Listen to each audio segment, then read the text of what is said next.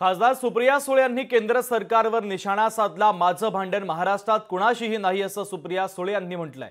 माझी लढाई दिल्लीतील अदृश्य शक्तीसोबत आहे असं सुप्रिया सुळे म्हणतात। माझं घर फोडलं, पक्ष फोडला, म्हणून माझी लढाई आहे असं सुप्रिया सुळेंचं म्हणणं आहे। मी भावासोबत गेले असते तर आज केंद्रात मंत्री झाले असते, पण मी भावाच्या बाजूने न जाता वडिलांच्या बाजूने उभे राहिले, कारण ही नैतिकतेची लढाई असल्याचं खासदार सुप्रिया सुळेंनी म्हटलेलं आहे।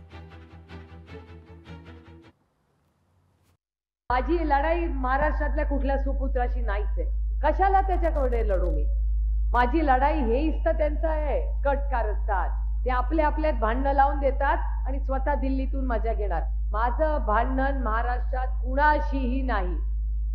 माझं भांडण त्या दिल्लीच्या अदृश्य शक्तीसाठी आहे, ज्यांनी आमचं घर फोडलं, आमचा पक्ष फोडला आणि आपल्या सगळ्यांवर अन्याय केला। माझी लढाई त्यांच्याबरोबर आणि ती थांबणार नाही।